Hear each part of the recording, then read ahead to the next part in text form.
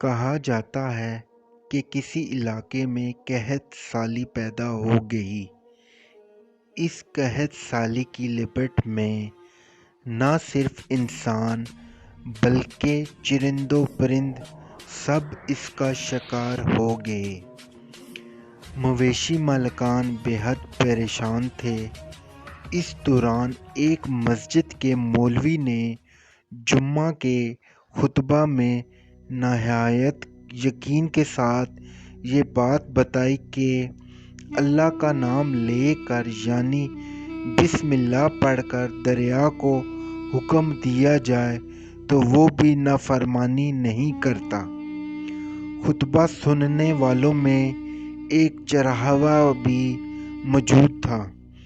مولوی کی یہ بات سن کے اس کے دل میں اتر گئی اور اس بات پر اس کا یقین کامل ہو گیا۔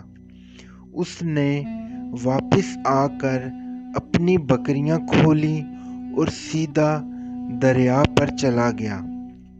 اونچی آواز سے بسم اللہ الرحمن الرحیم پڑھا اور دریا کو کہا وہ اپنی بکریاں چرانے کے لیے دوسرے پار جانا چاہتا ہے اور اسے کہا کہ مجھے اپنے اوپر سے گزرنے دے۔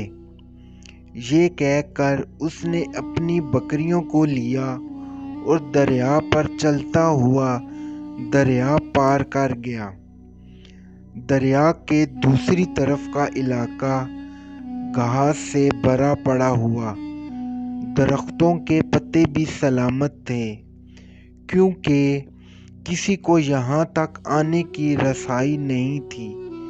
اس نے خوب اچھی طرح اپنی بکریوں کو سیر کروایا اور واپس لوٹ آیا۔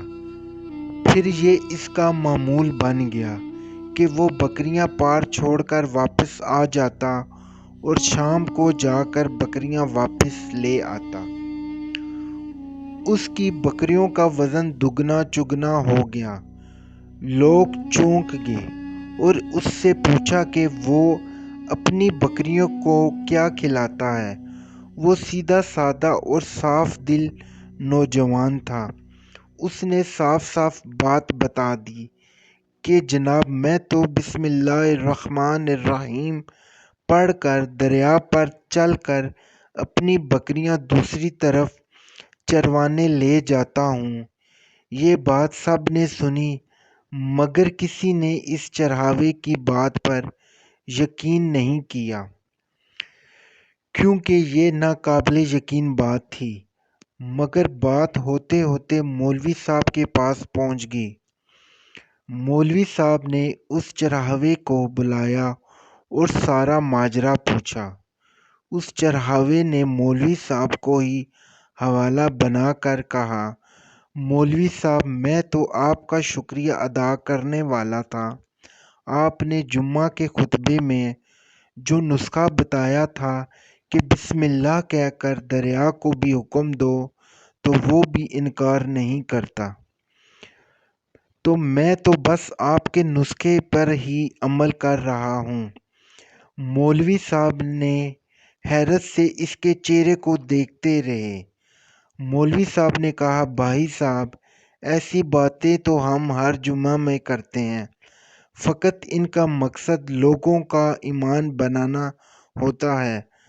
مگر بکریوں والا ڈٹا رہا کہ میں تو بس بسم اللہ کہہ کر پانی پر چلتا ہوں اور بکریوں سمیت پانی پار چلا جاتا ہوں۔ آخر کار مولوی صاحب نے صبح خود یہ تجربہ کرنے کی ٹھانی، جسے دیکھنے چرواہے سمیت پورا علاقہ بھی آ گیا۔ مجمع زیادہ تھا۔ مولوی صاحب نے ایک دو بار سوچا کہ انکار کر دوں کہ کہیں ڈوب نہ جاؤں، مگر وہ جو مولوی صاحب کو کندھے پر اٹھا کر لائے تھے اب بھی جوش و خروش سے اللہ اکبر کے نعرے لگا رہے تھے اور مولوی صاحب کے حق میں تعریفیں کر رہے تھے۔ آخر کار مولوی صاحب نے اپنے ڈر کو دور کرنے کے لیے ایک رسا منگوایا۔ پہلے اسے ایک درخت کے ساتھ باندھا، پھر اپنی کمر کے ساتھ باندھا، پھر ڈرتے ڈرتے ڈیلا ڈالا، بسم اللہ پڑھا اور دریا پر چلنا شروع ہو گئے۔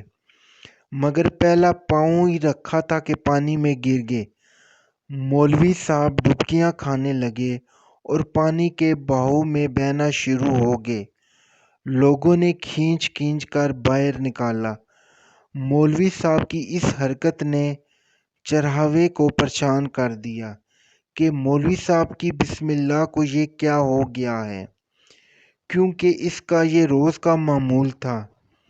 اس کے اپنے یقین میں کوئی فرق نہ آیا۔ اس نے بسم اللہ کہہ کر بکریوں کو پانی کی طرف اشارہ کیا اور خود ان کے پیچھے چلتا ہوا پہاڑ چھوڑ کر واپس بھی آ گیا۔ لوگ اسے ولی اللہ سمجھ رہے تھے اور اس کے حق میں نعرے لگا رہے تھے، مگر وہ سب بے نیاز سیدھا سادہ انسان تھا۔ وہ مولوی صاحب کے پاس پہنچا اور کہا، مولوی صاحب، میں آپ کی بسم اللہ کی تعریف سے کافی پریشان تھا، مگر پانی پر چلتے ہوئے مجھے آپ کی بسم اللہ کی بیماری کا پتہ چل گیا۔ اس چرواہے نے درخت سے بندھی رسی کی طرف اشارہ کیا اور کہا، مولوی صاحب، یہ ہے آپ کی بسم اللہ کی بیماری۔ آپ کی بسم اللہ کی برکت کو یہ رسہ کھا گیا۔ آپ کو اللہ اور بسم اللہ سے زیادہ اس رسے پہ بھروسہ تھا، لہٰذا اللہ نے بھی آپ کو رسی کے حوالے کر دیا۔ پھر کہنے لگا، مولوی صاحب، آپ بھی کمال کرتے ہو۔ میں نے آپ کے منہ سے سنا اور یقین کر لیا، اور اللہ نے میرے یقین کی لاج رکھ لی۔ مگر آپ نے اللہ کا کلام سنا مگر یقین نہیں کیا، لہٰذا آپ کو اللہ نے رسوا کر دیا۔ محترم عزیز دوستو، یہی کچھ ہمارا حال ہے۔ ہماری نمازوں اور دعاؤں کا حال بھی یقین سے خالی ہے۔